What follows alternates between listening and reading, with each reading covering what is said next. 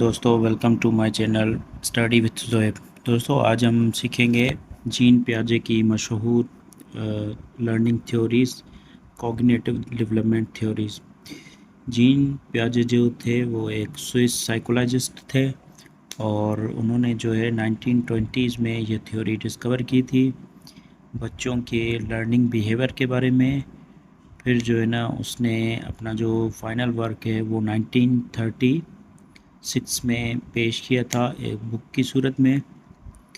और जो है ना उसने जो भी ऑब्जर्वेशन अपनी की थी उसको कॉग्निटिव डेवलपमेंट थ्योरी का नाम दिया। अच्छा, इस थ्योरी की जो पहले हम देखते हैं जनरल डेफिनेशन, उसके बाद जो है ना हम इसकी डेप्थ में जाएंगे। जीन पियाजे के मुताबिक हम जो भी सीखते हैं वो नॉलेज, जो कुछ हम सीखते हैं वो हमारे माइंड में अलग अलग पोर्शन की सूरत में मौजूद है या अलग अलग फ़ोल्डर की सूरत में मौजूद है। और इसने उसी फ़ोल्डर को नाम दिया स्कीमास का। स्कीमास कहते हैं कि हमारे माइंड के अंदर नॉलेज के जो अलग अलग फ़ोल्डर पड़े हैं, जैसे कि इन्वायरमेंट से रिलेटेड पड़े हैं, एनिमल से रिलेटेड पड़े हैं, या जो भी हमारे माइंड में एक नॉलेज है वो एक क्लासिफिकेशन की सूरत में पड़ी हुई है। आप खुद देखेंगे जैसे केट से रिलेटेड नॉलेज जो है वो एक अलग फ़ोल्डर में हमारे में पड़ी है, डॉग से रिलेटेड है वो सारी उससे रिलेटेड भी एक अलग फ़ोल्डर में पड़ी है। तो इसने उसको नाम दिया स्कीमास का।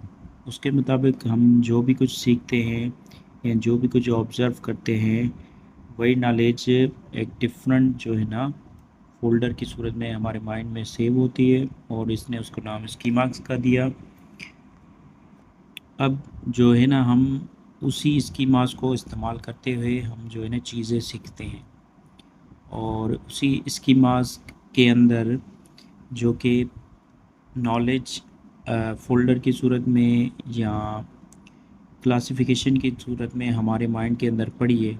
अगर कोई नॉलेज पहले से आपके माइंड या स्कीमास के अंदर जो पड़ी हुई है और आप उसी नॉलेज के अंदर थोड़ी बहुत तब्दीली या चेंजेस ला रहे हैं, मॉडिफिकेशन ला रहे हैं, तो उसको इसने नाम दिया एसिमिलेशन का। जैसे कि केट से रिलेटेड, अब केट से रिलेटेड जो भी हमारे माइंड में नॉलेज पड़ी है, आपने क्या किया, एक अलग तरह की जो है ना केट की नस्ल देखी है।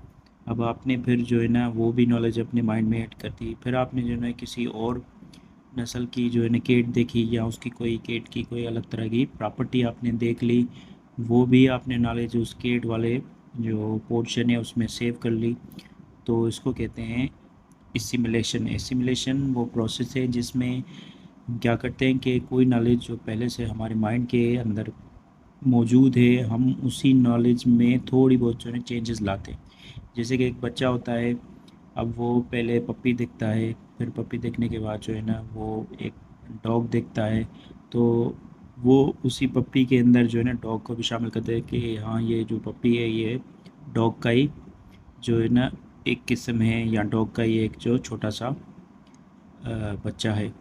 तो वो क्या करेगा, असिमिलेशन करता जाएगा। फिर इसी तरह से उसने जो है ना केट देखी या कोई और ऐसी चीज़ देखी, आगे चल के उसने उसी नॉलेज को जब करेक्ट किया, कि जब वो उसी नॉलेज को करेक्ट करेगा तो वो उसकी असिमिलेशन में आ जाएगा।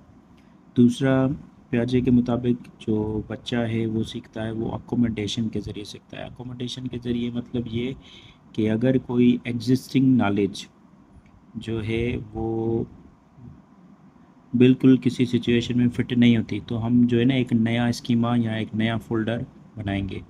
जैसे कि एक जगह में जो है ना बच्चे ने देख लिया कि जो है ना एक चिड़िया देख ली। अब उसने उसको चिड़िया को जो है ना अपने माइंड में सेव कर लिया कि ये चिड़िया है। फिर उसने जो है ना चिड़िया के बदले फिर उसने जो है ना कोई एक केट देख ली। अब बच्चा जो है ना वो केट को चिड़िया वाले फ़ोल्डर में सेव नहीं करेगा, वो कहेगा कि हाँ ये चिड़िया नहीं है, इसकी तो शेप वेप सब कुछ अलग है, ये तो एक नई माना न्यू इन्फॉर्मेशन है या एक नई नया एनिमल है।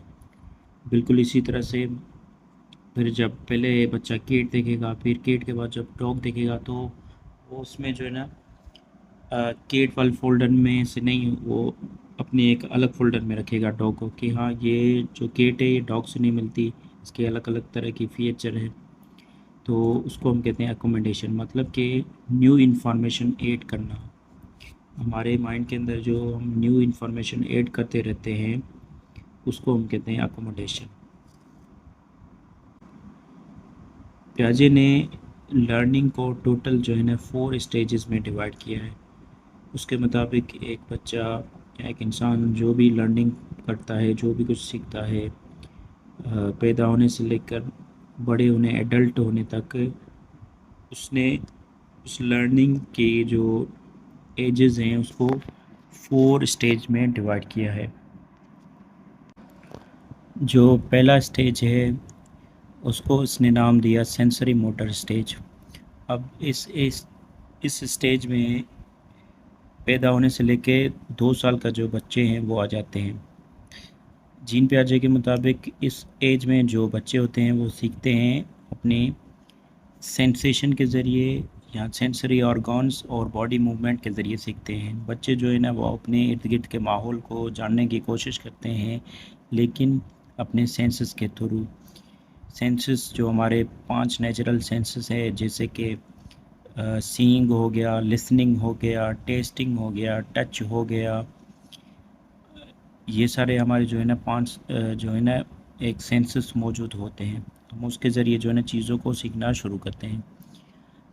अच्छा, इस एज में, इस स्टेज में जो बच्चे होते हैं वो एक तो रिफ्लेक्सिव एक्शन के ज़रिए जो है ना चीज़ों को समझना और सीखना शुरू करते हैं। रिफ्लेक्सिव एक्शन हमारे बॉडी के अंदर वो एक्शन होते हैं जो कि ऑटोमेटिकली किसी एक्शन की वजह से जो रिएक्शन निकलते हैं, हम उसको कहते हैं रिफ्लेक्सिव एक्शंस। यानी उसमें हमारी सोच का कोई भी अमल दखल नहीं मौजूद होता है। जैसे कि बच्चे का किसी भी चीज़, किसी गर्म चीज़ के ऊपर हाथ लग गया तो फ़ौरन जो है ना वो चिल्लाकर उसे हाथ में हटाएगा या रोएगा।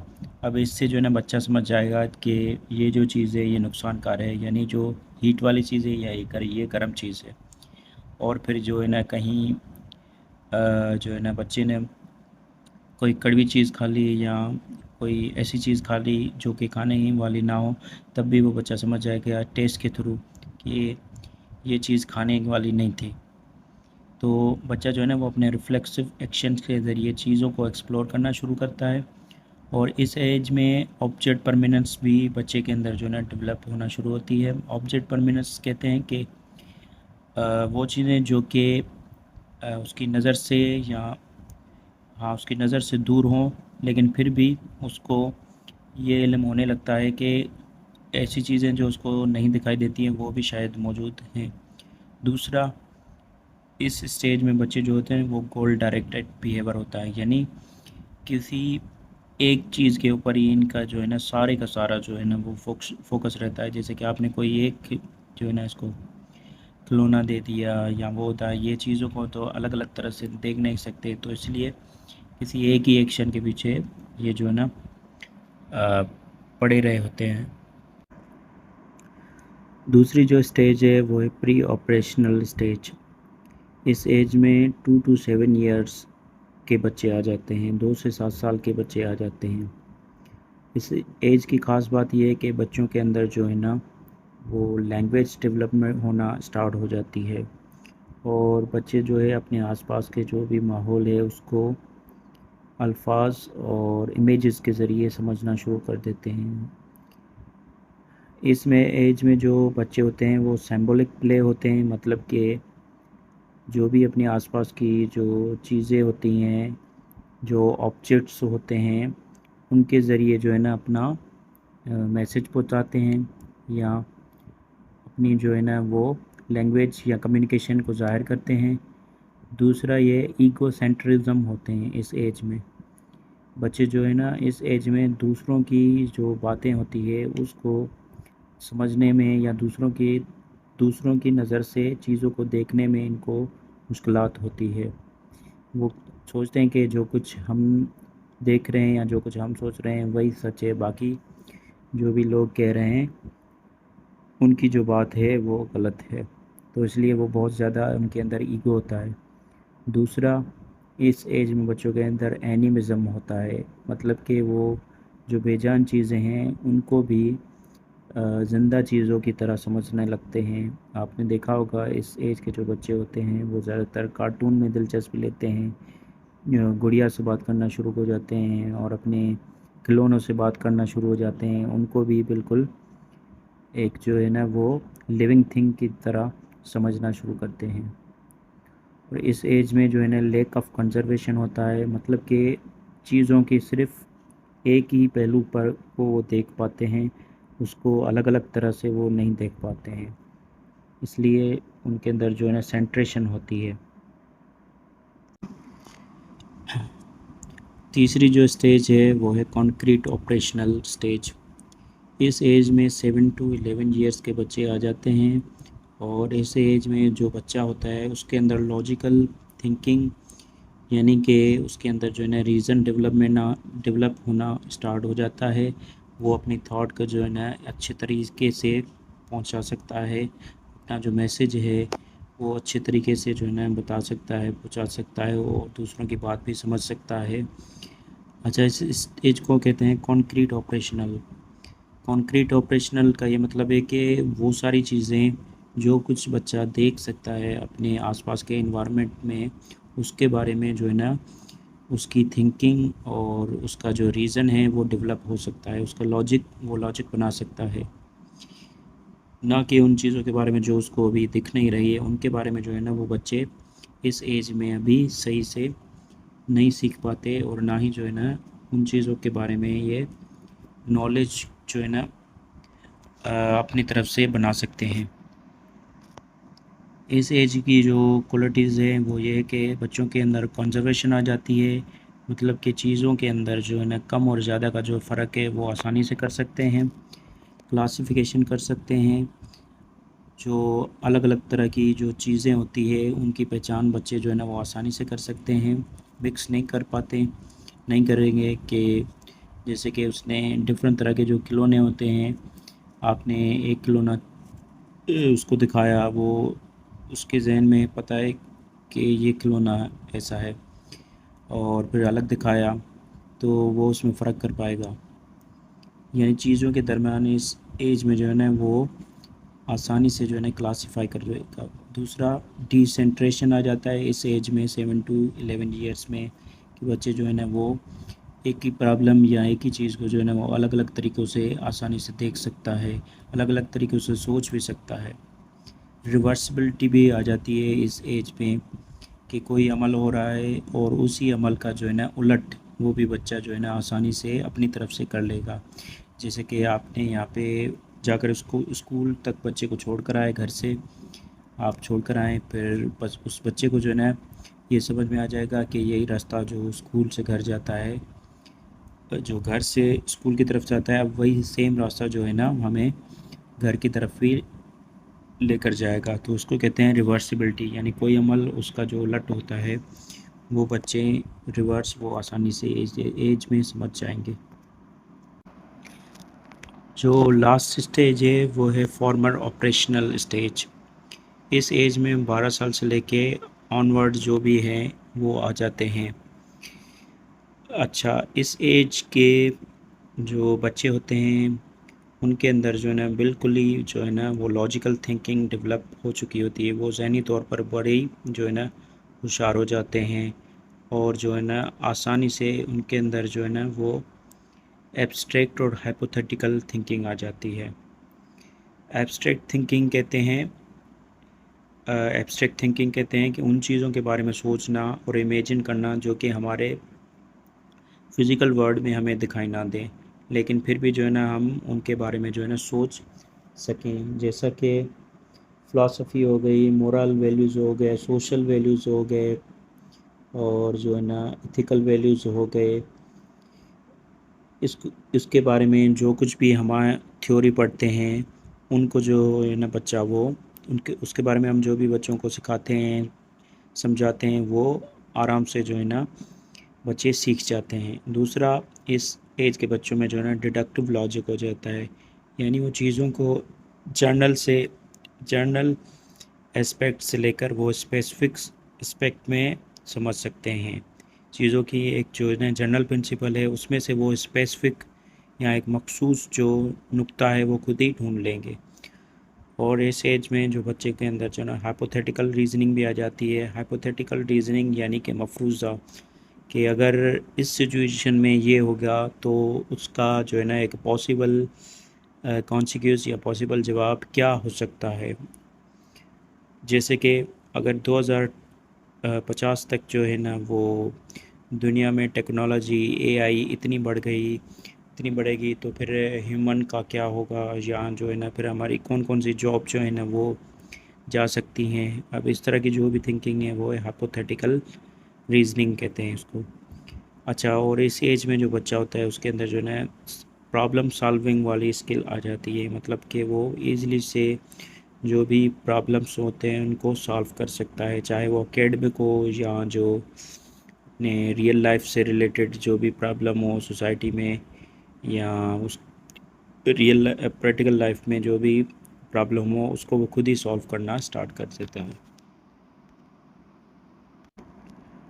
अच्छा जी, ये कंपैरिजन है ऑल फोर स्टेजेस जो हमने पढ़ी हैं, जैसे कि sensory motor stage, pre operational, concrete operational और फॉर्मल ऑपरेशनल स्टेज। और इनकी जो है ना मेन करेक्टर्स और की माइलस्टोन के इस स्टेज में क्या होता है, बच्चा क्या करता है, ये उनकी जो है ना कंपैरिजन है, आप नोट कर सकते हैं। दोस्तों CRQ की तरफ बढ़ते हैं। हमारा पहला CRQ है explain how assimilation and accommodation help a child achieve equilibrium. ये इसमें पूछ रहा है कि एसिमिलेशन और अकोमोडेशन के बीच में जो इक्विलिब्रियम पैदा होता है वो कैसे जो है ना हम एक बच्चे के अंदर डेवलप कर सकते हैं। एक स्टूडेंट के पर्सपेक्टिव से समझाइए। Assimilation fits new information into old schemas. Accommodation modify schema for new information. अच्छा, assimilation से मुराद ये है कि नई assimilation से मुराद ये है कि पहले से मौजूद जो इन्फॉर्मेशन है उसमें कुछ और ऐड करना, और accommodation से मुराद ये है कि जो पुरानी इन्फॉर्मेशन है उसके अलावा कुछ न्यू इन्फॉर्मेशन ऐड करना, यानी बिल्कुल एक न्यू इन्फॉर्मेशन ऐड करना, इसको कहते हैं अकोमोडेशन। एक टीचर जो है वो स्टूडेंट के अंदर असिमिलेशन से लेकर अकोमोडेशन इस तरह से पैदा कर सकता है, यानी वो असिमिलेशन से बच्चे को लेकर अकोमोडेशन तक ले आ सकता है, उसको एक नई तरह की जो है ना चैलेंजेस देकर, जिससे बच्चा जो है ना वो सीखेगा, पहले से मौजूद जो इन्फॉर्मेशन है वो भी इस्तेमाल करेगा, और बच्चों को फिर नए प्रॉब्लम्स देकर जो कि पुरानी इन्फॉर्मेशन से ना मिलते हो, बिल्कुल नए तरह की प्रॉब्लम हो, वो देकर जो है ना बच्चों के अंदर इक्विलिब्रियम पैदा कर सकता है। दूसरा CRQ है a child cries when there mother hide a toy behind her back. कह रहा है कि इसमें पूछ रहा है कि एक बच्चा जो है ना रोता है जब उसका जो खिलौना है ना वो उसकी माँ छुपा देती है। अब इसमें पूछता क्या है, identify the cognitive milestone missing and the specific Piagetian state of the child. ये बताना है कि ये पियाजे की थ्योरी के मुताबिक कौन सी स्टेज में है और कौन सी स्टेज की भी कौन सी क्वालिटी इस्तेमाल हो रही है यहाँ पर।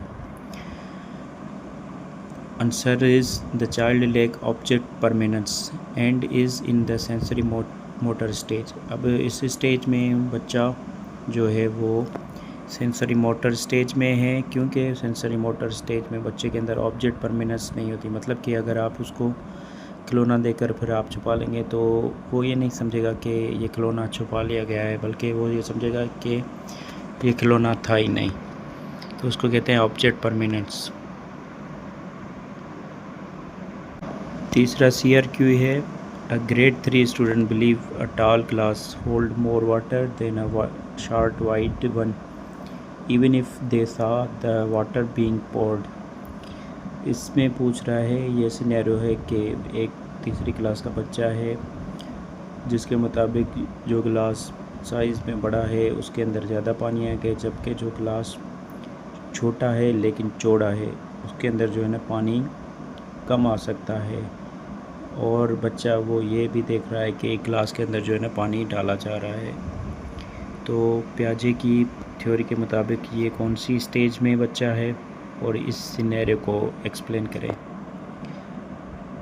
ये जो स्टेज है वो है बच्चा प्री ऑपरेशनल स्टेज में होता है तब ऐसा होता है।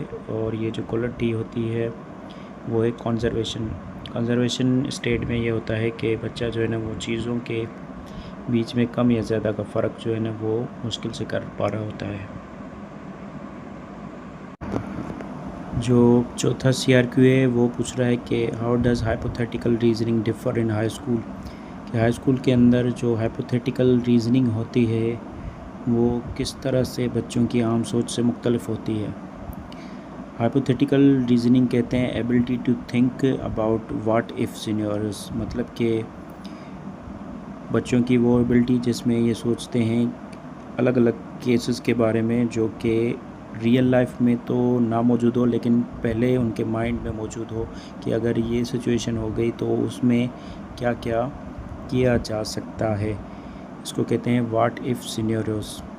तो ये एब्स्ट्रैक्ट थिंकिंग का ही एक काइंड है जिसमें हम सोचते हैं अलग अलग ऐसे कॉन्सेप्ट्स के बारे में जो कि अभी जो हमारी इमेजिनेशन में ही मौजूद होते हैं।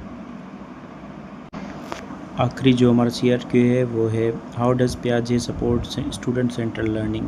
पियाजे के मुताबिक स्टूडेंट सेंटिंग जो लर्निंग है उसकी क्या अहमियत है।